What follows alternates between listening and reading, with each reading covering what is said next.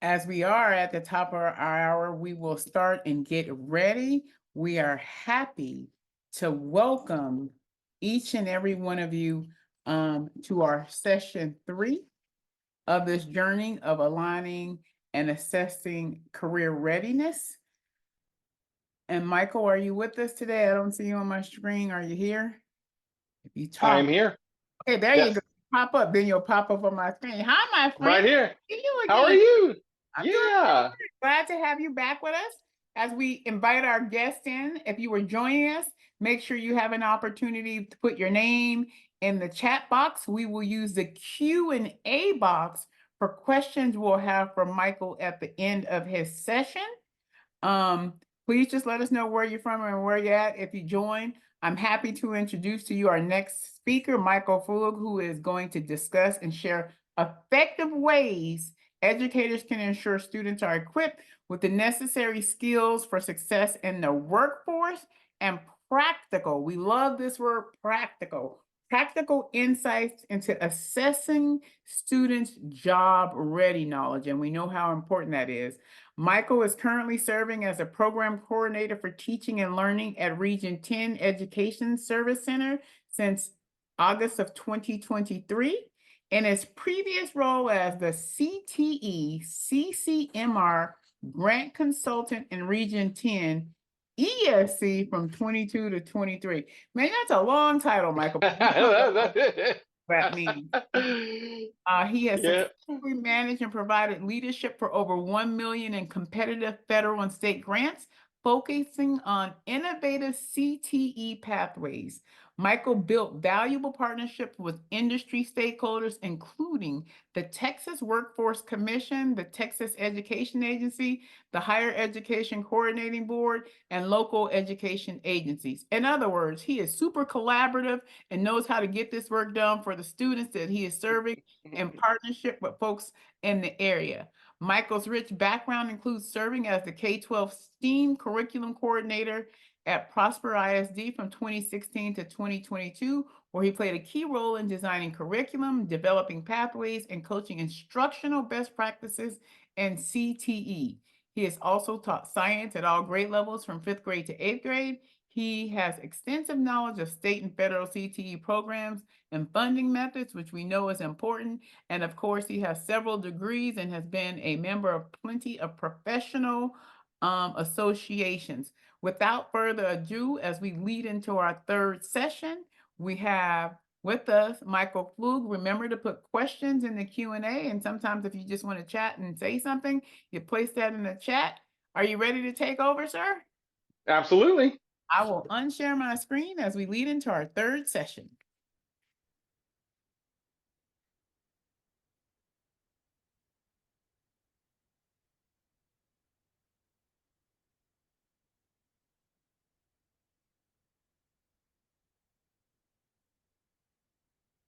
Actually, very different.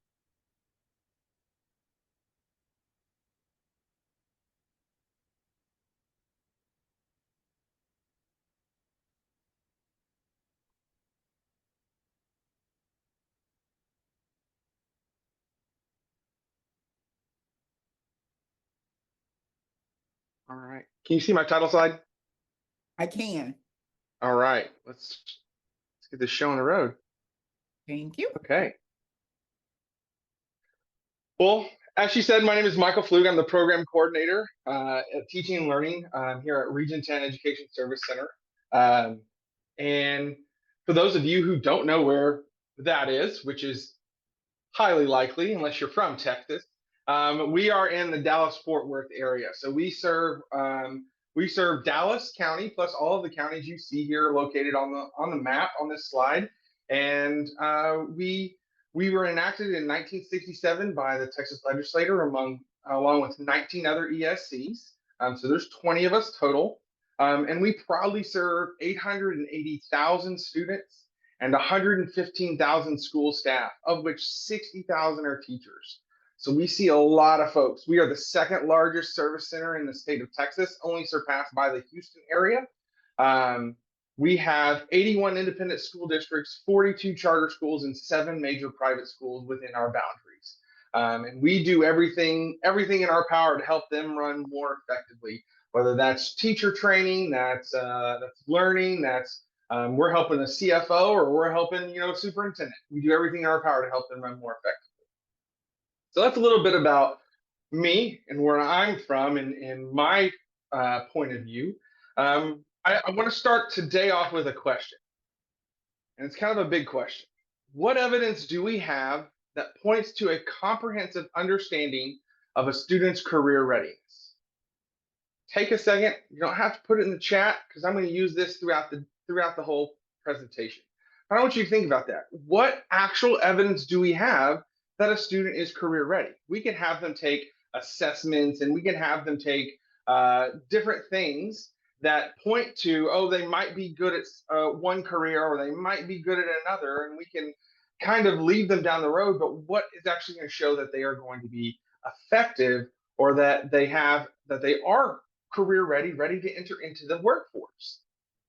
Well, let's take a step back and let's see the evolution of the career ready mindset, because that's going to take a big step in what we're looking at.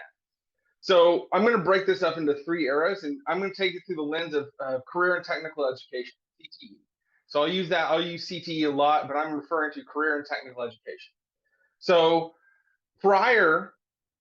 we have from prior to Carl Perkins, we have Carl Perkins to 2006, and then we have modern CTE. So prior to Carl Perkins, we have the 1967 Vocational Education Act, which created those opportunities for folks that were like shop class, economics, auto shop, all of those different things that we typically saw. And when that happened, we saw a shift, and we saw those were cut courses for kids who are going to go straight into career. They're not going into college. There was very few opportunities there. And then starting in 1984, we had the Carl D. Perkins Act passed by the federal legislation, and it created and expanded the Vocational Education Act. This introduced substantial funding into the system, and it shifted the focus onto career ready options just for those non-college bound students. You see a theme here, the non-college bound students. So that was the idea of the Carl Perkins Act. I grew up in that era. I grew up in the middle era right here before 2006. And when my parents grew up in that era, and I'm sure most of you grew up in that era too. So we saw this change in the Carl Perkins Act in 2006 with the 4th iteration, or Carl Perkins 4, whenever it became active. It created these pathways. It required these pathways, these connected learning pathways, which creates generative learning. That was the idea behind it. We're going to create these pathways for students that then can create this generative learning. So from year to year, course to course, skill to skill, they're going to be building on this idea. It shifted the focus too from a focus on those kids who aren't going to go to college to everyone. It should be career readiness for all. And so our modern CTE today, and some of you may deal with it, are focusing on the getting every kid opportunities to experience that, to have multiple entry and exit points into the career field. So when we look at this, we really have to break it up by generation. We have to say, okay, where is this? What does each generation believe? Because it's important. Because the workforce right now is made up of your baby boomers, your Generation X, your millennials, and your Gen Zs. Soon, Gen Alpha will join them, but they're a little too young right now. So right now, baby boomers were the ones that grew up with the Vocational Education Act. They were the ones that had the traditional mindset of work and how you should prepare for work. They have the mind that face-to-face interactions are the best interactions. They have the mindset that you get a job and you don't change companies. That wasn't the thing back then. You don't change company. You stay at a company for 40 years and then you retire. And they prefer that we're going to show up, and that's how we show dedication to the company. We're going to come in every day and we're going to do our job. That's what we're going to show as our dedication. Well, we saw a shift. We saw a shift in Gen X because they got the first non-vocational courses. They got the first taste of what, the other stuff is out there. So like your business management courses or your light technology courses. So maybe some computer science or some, hardware working IT stuff. Uh, they have learned to adapt to some of this technology. They had the first wave of technology. This was the generation where a home computer was thousands and thousands and thousands and thousands of dollars. It was out of reach of most folks. They put an emphasis on experience. How much experience do you have? What have you done in the workforce? What have you done in order to show me that you have the capabilities in this field? They have built self-reliant because of that idea that they have to have experience. They have built a heavy emphasis on self-reliant, and they also believe that, like the baby boomers before them, that you have to show up in person in order to build that experience, or in the field, or getting hands on with the job. So that's where there's a division line. When we see my group, millennials, you see us, we were born in the age of, we grew up in the age of the technology. We saw the birth of technology. We've seen it through. We saw the dial-up modem. We saw the modes of computer science change. And we were part of the first Carl Perkins Act. We are very tech-centered as a generation.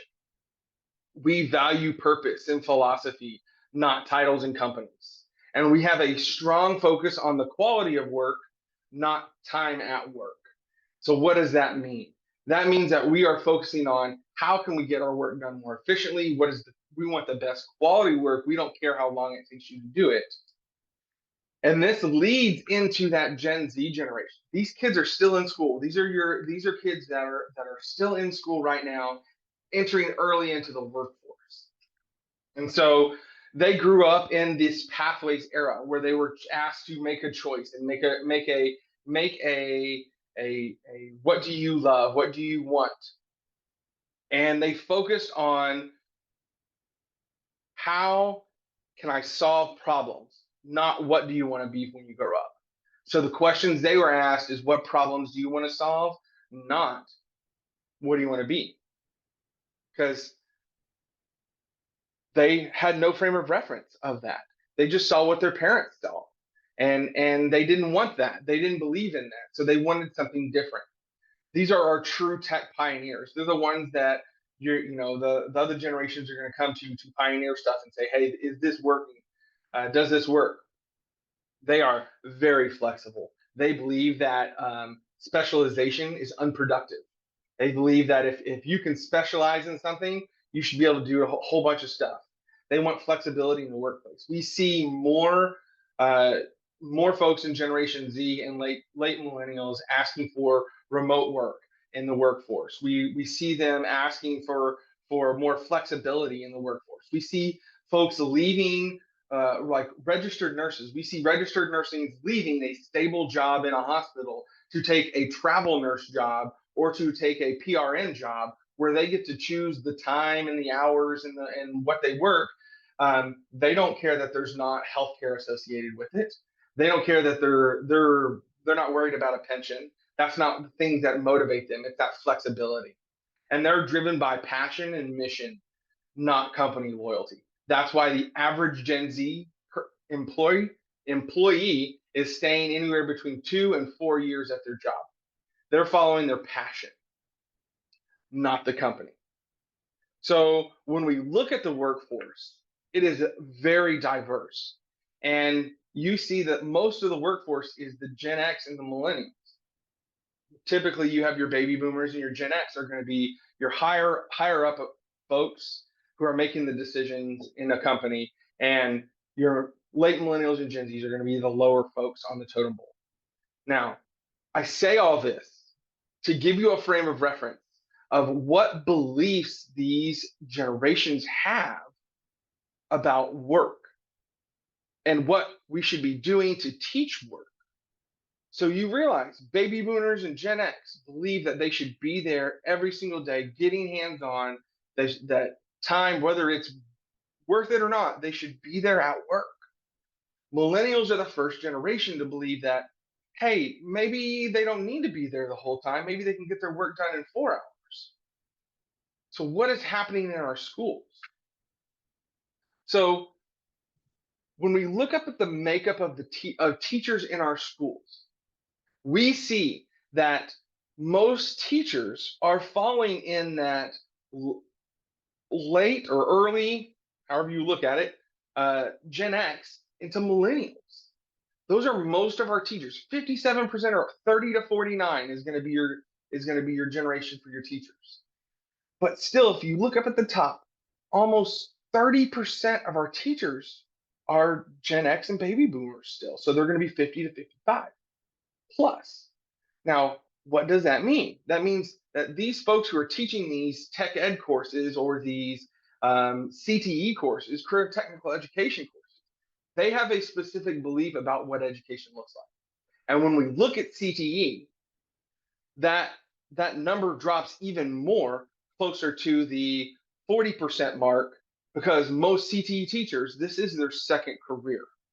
And in the state of Texas, we see about anywhere between 30 to 60% of CTE teachers are not certified teachers through a traditional means. They are certified either through a local permitting process or through something we call District of Innovation in the state of Texas. So that's your teachers. But when you look at the right-hand side is your administrator. These are the people who are making the decisions for what should happen in the classroom or evaluating what should happen in the classroom. Over 50 over 50% is going to be the Gen X and baby boomers on the administrative side. That means they're looking, when they hear work ready, they mean something else. That means something else to them than it does a millennial. That means something else than it does a Gen Z teacher or even a Generation Alpha who's sitting in the class right now. Work ready means something completely different. I show you this information to tell you that the messages are mixed up. We're not aligned across the board on what we believe work ready is. And it shows in the way we see a traditional school schedule set up. And I'm going to take a high school schedule. You have kids that go freshman, sophomore, junior, and senior year. They may take a course or two, but it's not connected. You can even see the colors are different here. They don't worry about what's going on. They just say, oh, well, I want to take this class or I want to take this class. The pathway is not there. And typically, in the first 3 years, they talk about learning about work. What is that learning about work model? What does that look like? You know, we see this where they start doing interviews and they start doing resume work and they start doing job shadowing. But typically they don't even push that even down to freshmen. Typically freshmen don't even speak to a professional until the last probably 3 months of school. Let's sink that in. This pushes all of that learning about work into their junior year with slight moving into their senior year where they get to do those high leverage work-based learning activities such as apprenticeships and internships and different things like that where they're working. We also push in the state of Texas, we have industry-based certifications as part of our accountability rating. And I know it's important in a lot of other industries. So we see certification not happening in a lot of these places until their senior year. This is huge because they should already be doing the job, especially if they're in an internship or an apprenticeship program. They should already be doing the job. So they should have the certification that allows them to do the job.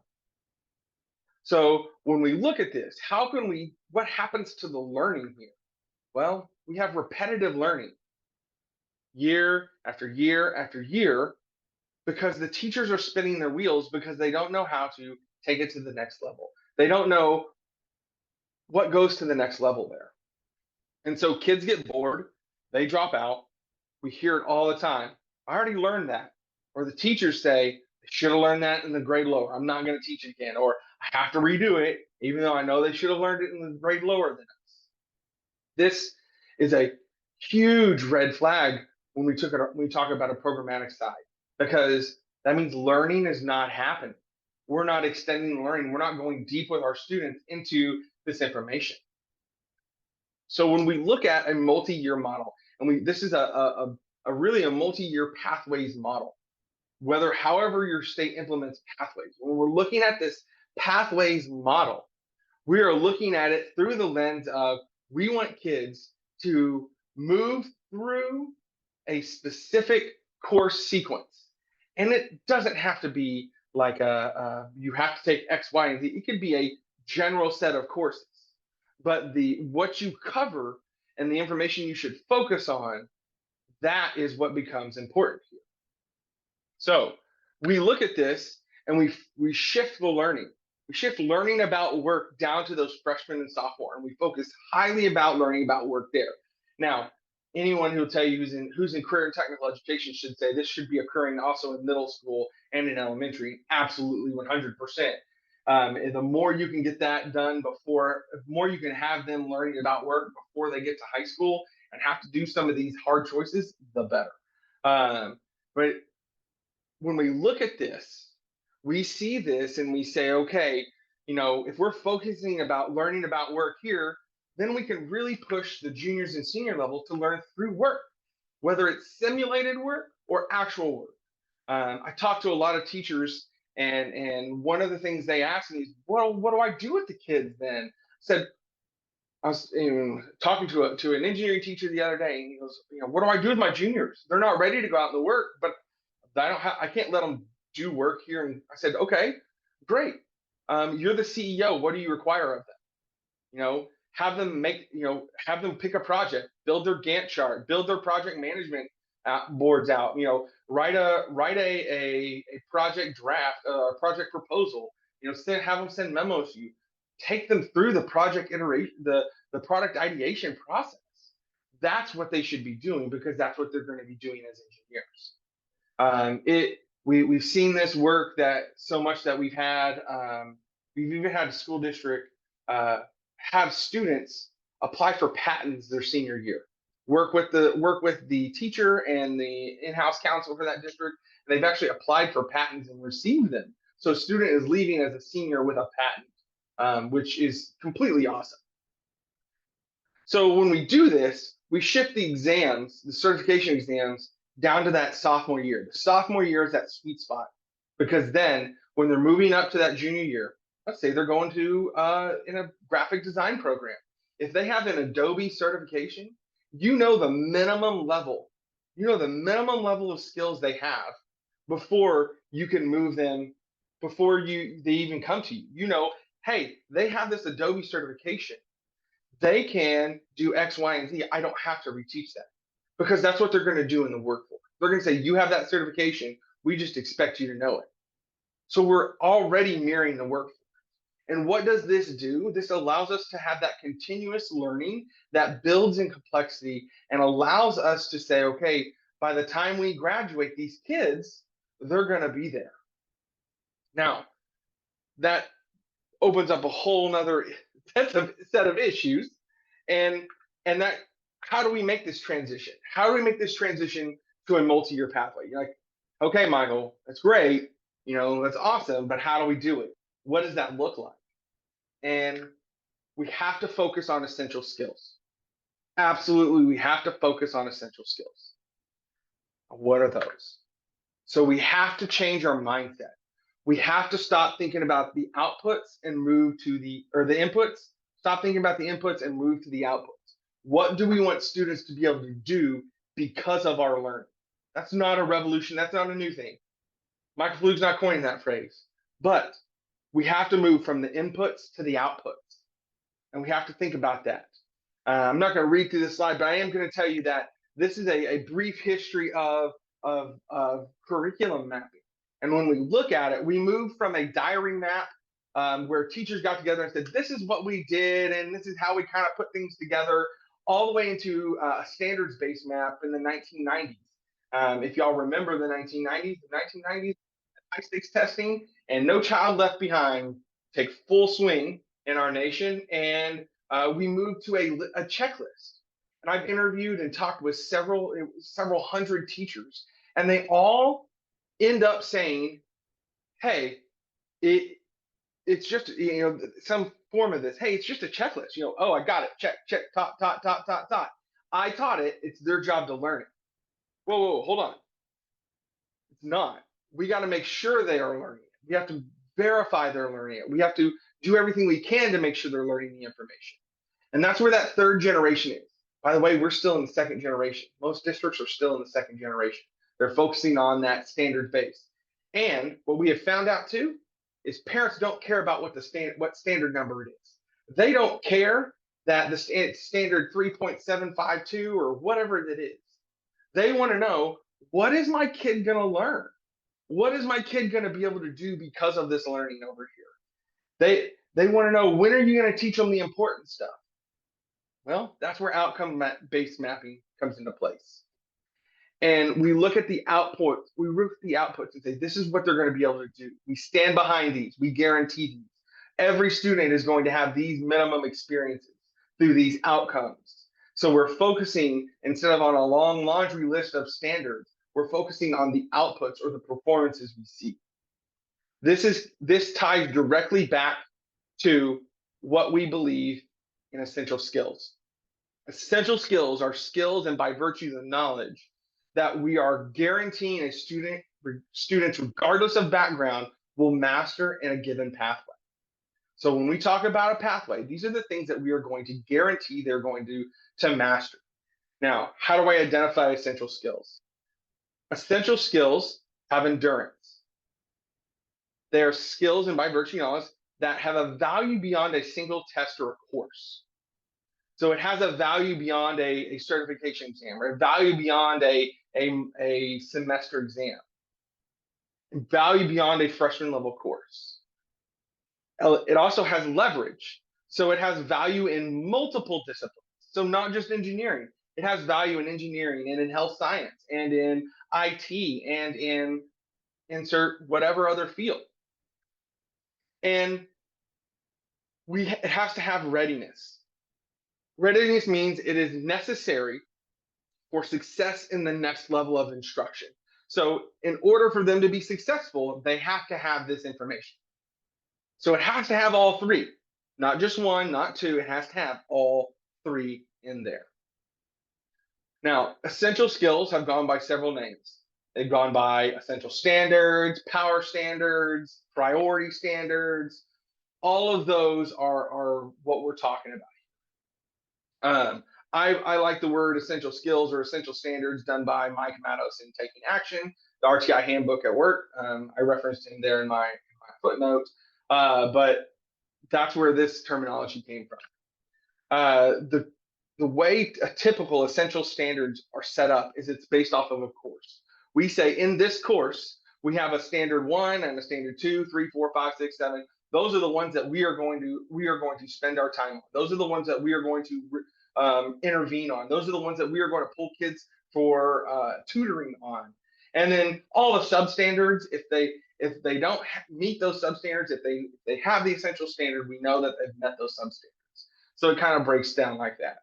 When we talk about it in a pathway, we have to take it from a complete 4-year sequence, whatever that sequence looks like. And we say course 1 has these essential skills in it. Course 2 has essential skills 1 and 2 in it. Every course has the essential skills. Every course is going to support the essential skills somehow. Every course is going to be focusing on those essential skills just through a different lens or a different degree or a different avenue. It may be theoretical in one and maybe hands-on in another.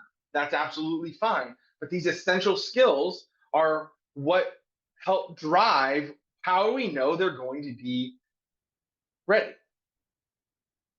So when you look at this diagram up here, we have essential skill one, whatever that is. And so we have course 1, 2, 3, 4, and we've identified, oh, standard 1 and 2, they support the essential skills. Standard 1 and 2 from this one, it could be 5 and 7, it could be 3.275, whatever it is.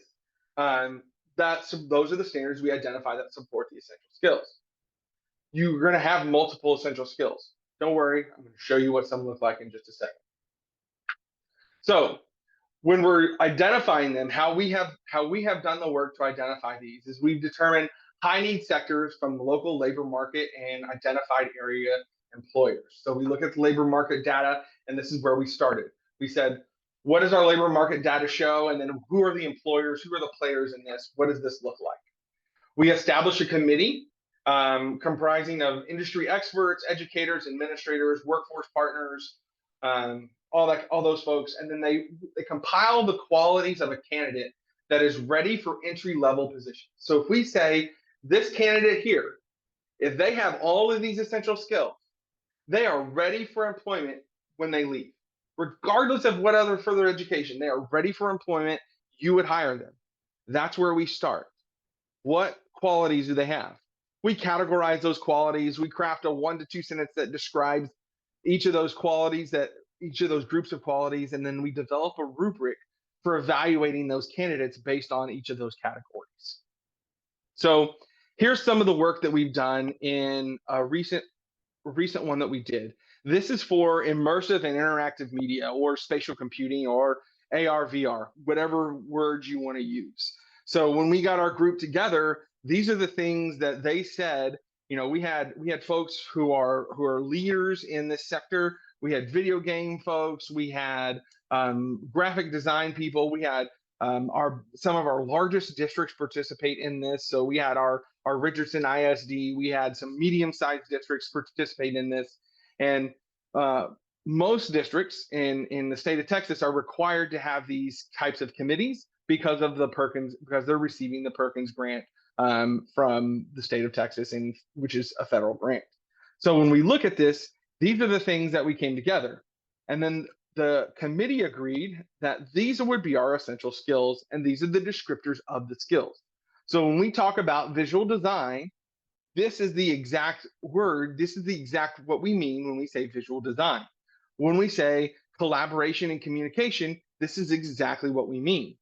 Now, when we go back and we look at the courses that we link to this program, all of them have elements that go into this that support these things. And the leaders in the industry have said if they have all of these skills and at a proficient level, we want them.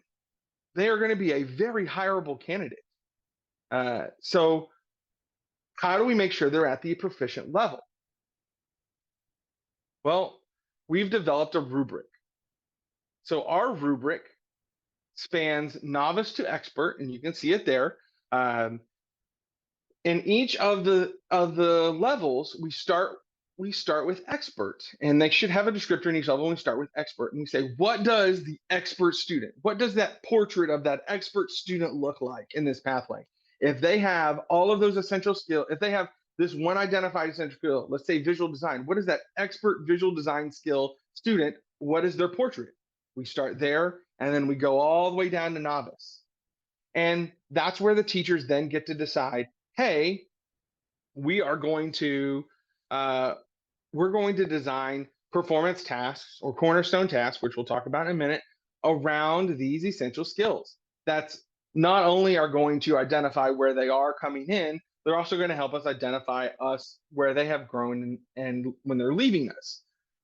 We have gone through and we said, okay, we want to make sure that the way we write the descriptions of each of these skills performances are based off of a novice to advanced novice should be a year's worth of growth, or competent to proficient should be a year's worth of growth. So a kid should move one box every year. So if they come in as a novice, they should graduate as competent, and they should be ready to go in the sector. and ready to go. What we have seen is most kids come in as an advanced novice because nowadays most of them had some kind of exposure to the area that they're selecting because they enjoy it. It's something they want to do because they're selecting these courses. Now, we've also seen it where kids get in and they enjoy it and they grow 2 levels or a level and a half. And that's absolutely fantastic when that happens. And we've also said that once a student reaches competence, they should by far be able to pass a certification exam and whatever that certification exam looks like. Most students we're seeing are able to get to that certification level even at the not at the intermediate level is what we have started seeing is most students are able to see the intermediate level and say, hey, this is it. We're not the only ones doing this work. There is also an ESC up in Montgomery County, Ohio. They are the Education Service Center up in Montgomery County, Ohio. They are actually doing a similar type of work. I've talked with them, and this is where some of my ideas have come from on some of this stuff. But they're also doing this work, and they've been doing it longer than actually we have. And they take a little bit different, but that's the way they've gone. They don't have a rubric. They're not doing that, but they have identified. They call them competencies, essential competencies for this. So how do we measure this? Well, we use cornerstone tasks here. Cornerstone task is essentially a type of performance task. It's the way we look at it. And this is the definition of performance task, but basically it's any performance that measures a learner's understanding or lets them demonstrate or perform their knowledge to a proficiency level.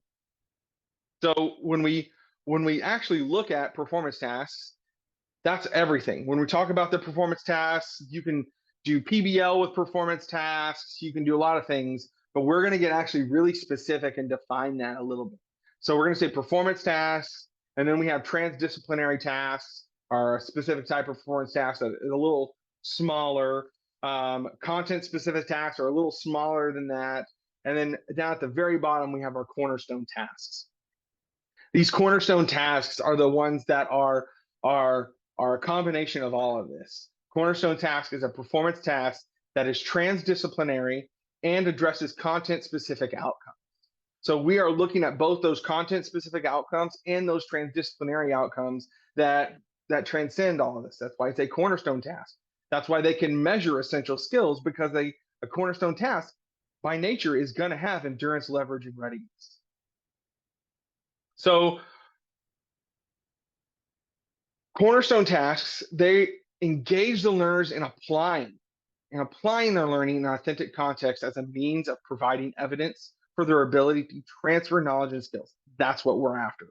We want to see, can they transfer their knowledge? Can they transfer their understanding? Can they take the information they've learned, do it in a new context, and produce something different and still demonstrate their understanding?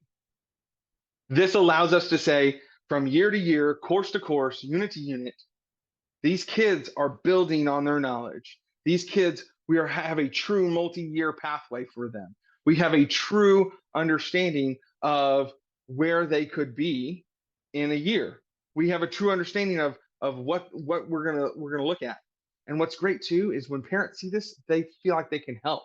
If they see, we've had a task in one of our school districts in our architecture field, and they're designing a house from the ground up. They make the blueprints, they scale model it, everything. And one of the cool things is that parents started flooding the school with, hey, we want to help, because it was real estate agents. And they saw their kids coming home with these homework and about floor plans and what that looks like. And the parents wanted to be involved because they felt like they could give back to their schools and give back to what was going on. So I often get asked a lot, what is the difference between a cornerstone task and project-based learning? Well, here is an example of a cornerstone task that a district gave in middle school, 8th grade. I'm not going to read the whole thing there, but I'm just going to kind of summarize it for you. Basically, the teachers were all, and this is real world, the teachers were had all their desktops taken away at the end of the year. And at the beginning of the year, when they came back from the summer, they were all issued laptops instead. And so the idea was that these students had to focus on product design and justifying their design decisions of a finished product.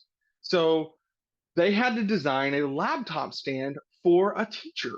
So they went in and they had to interview the teacher. They had to get their wants, their likes, their needs, what was important. They're also working in it within a parameter.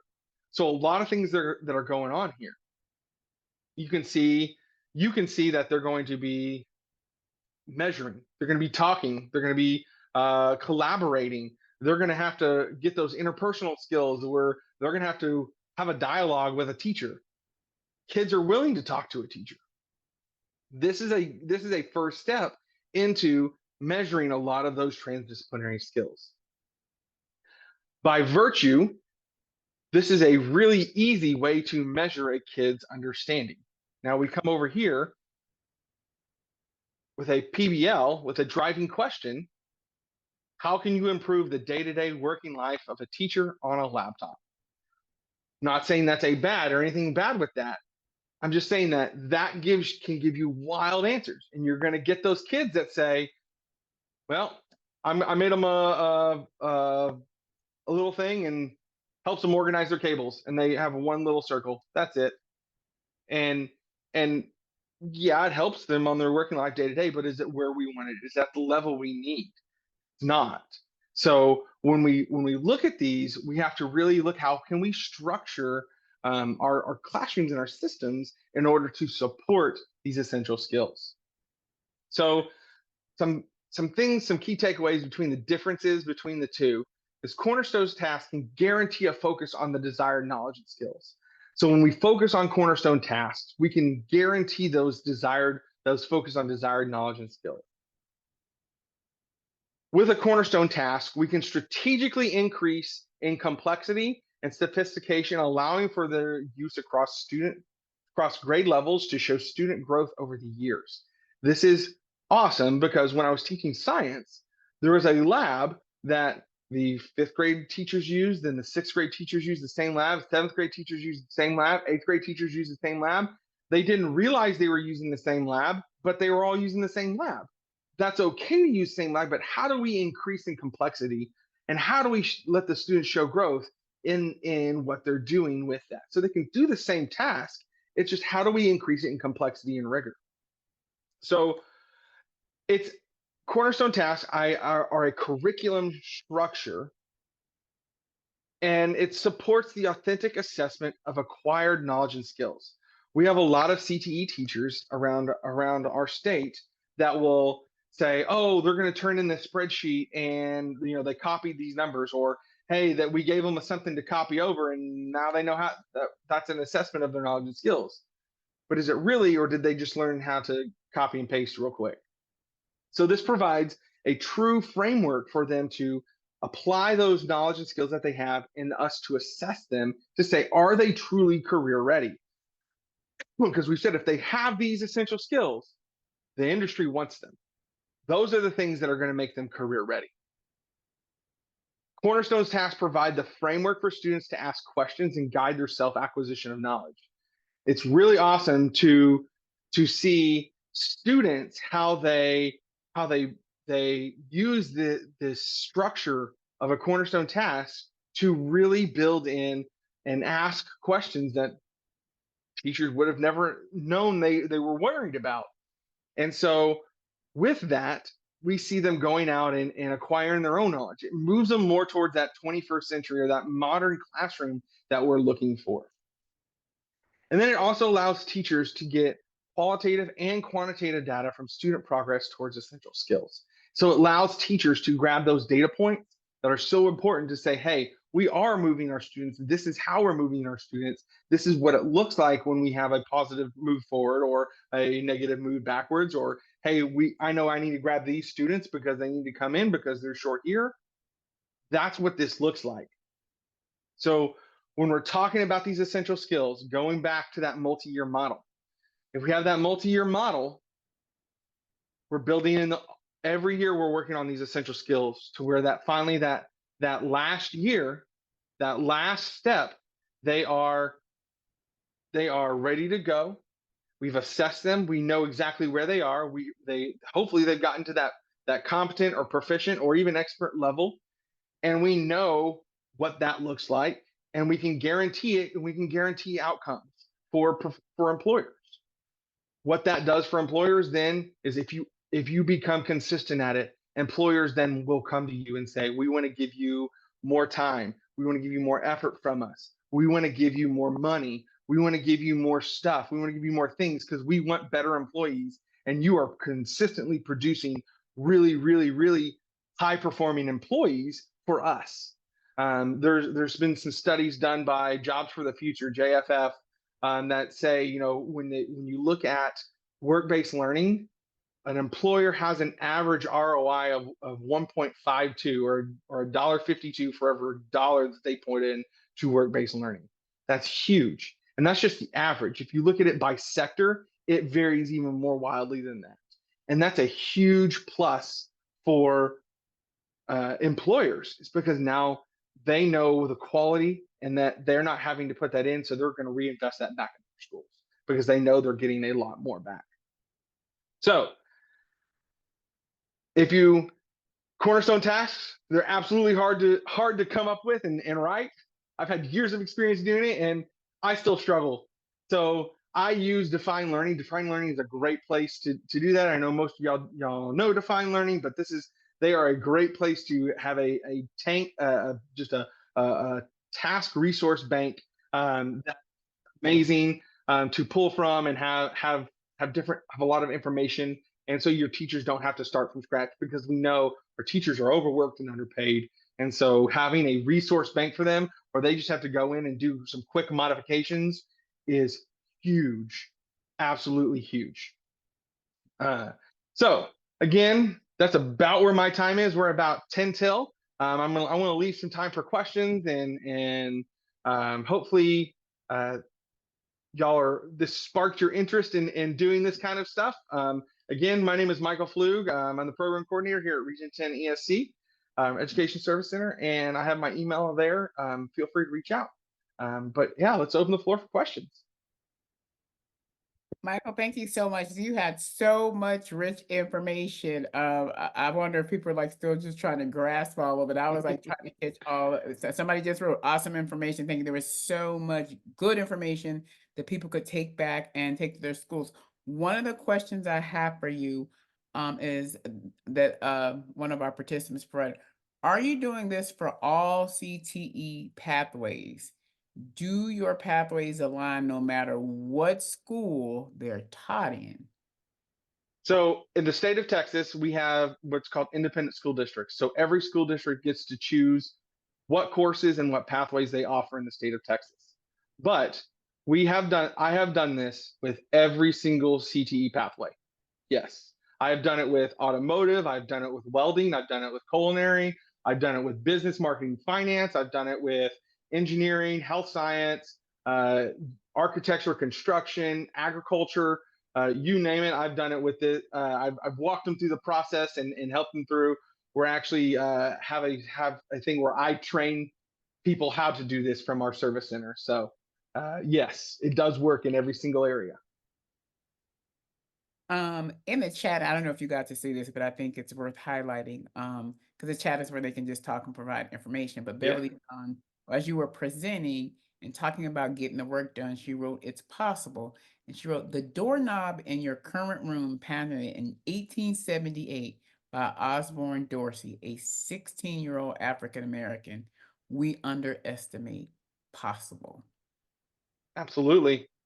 And the patent that I was talking about, it's a patent on the problem was during lockdowns. So schools the traditional door is able to lock from the lockdown. You're able to lock it really easy. It's just a little lever handle. But the push bar doors in that school were not able to lock. You had to actually open the door, turn a key, lock it, and then get back inside. It took a lot of time. So they actually developed something to put on it to where it's a magnetic system where all you had to do is just pull it off and it automatically locked. It was genius. So it was very specific, but yeah, that's what they filed the patent for. Someone wrote, love hearing this, giving me a new idea to do the work I do as a CTE resource teacher. Might be reaching out to you at some point. You got to be careful. When you got good stuff, people come get you, and they should. Absolutely. We should take the very best of what we know is happening and provide it for every child. So it's been really, really informational. Thank you for all. I'm gonna check my Q&A one more time to make sure that I got all the questions answered. Thank you so much for always coming and sharing about the great work you're doing, and just like your knowledge around CTE is amazing. You're lucky I'm not a sitting superintendent, because I steal you from somebody. Just the wealth of knowledge you know around Perkins and everything. So thank you very much. For all of you who are with us, we're going to give you about 8 minutes to go. Like, it's been a long day. You might need to grab a bite, use the restroom, grab a drink, and we will kick this thing back off and close it out at noon with our friends from Montgomery. So we're looking excited to hear from Dr. Milva Brown and Angie Pelton. So you have about 8 minutes to grab yourself a drink. And I'm going to get myself a drink. I've been sitting here for a while. Michael, you know you're welcome to stay for us. And of course, I'm on the West Coast. So when I say at noon, for some of y'all, that's 3 p.m. Eastern Standard Time, which is the last session, and convert back over depending on your time zone you're in. So when I say noon, that's Pacific Standard Time, 3 o'clock Eastern Standard Time. We'll be back in 7 minutes.